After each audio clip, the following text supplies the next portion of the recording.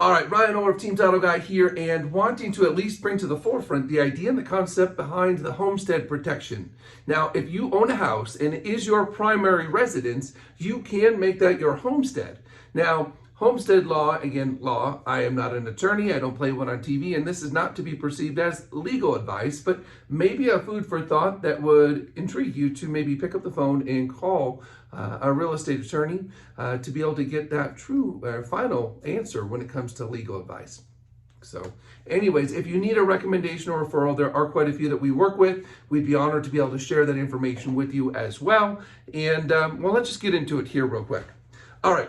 The purpose of a homestead exemption is to give exemption from certain debts so that creditors can't foreclose on your house up to a certain percentage of your equity. So, for example, in San Bernardino County, it's about $300,000 worth of protection that they couldn't attack your equity and enforce a foreclosure on your property.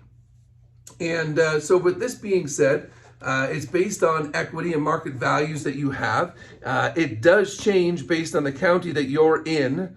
So if you are in LA County and the values are a bit more, the exemptions seem to be a little bit higher. As of right now, when we checked yesterday, it was up to about $600,000 of equity that would be protected.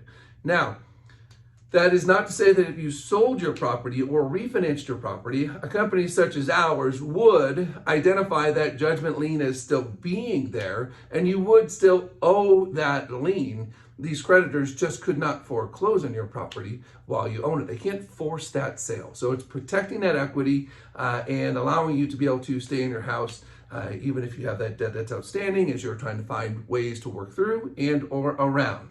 Now, a homestead is just a simple, typically one-page document that can be recorded at the county recorder's office. An attorney, a paralegal, or a doc prep service like some of our partners here locally, which again, if you need a referral to draft those up, we can give those to you.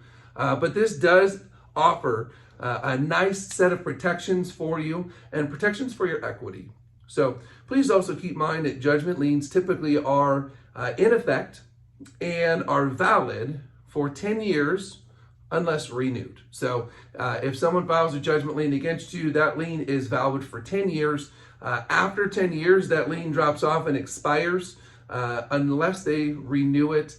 And I will tell you, based on my experience, about 95% of judgment liens do not get renewed after that period of time. Now, it doesn't mean that won't change, doesn't mean that you could be in a different scenario, but I can tell you that from experience, that is what I've seen over the last 18 or so years in this real estate game. So for more information, or if you'd like a copy of our flyer, you can always message us, call, text, or email, and we will send it to you, or you can go to teamtitleguy.com for more information. I hope you found this information valuable, and we look forward to talking to you real soon. God bless, have an incredible day, and we'll talk to you.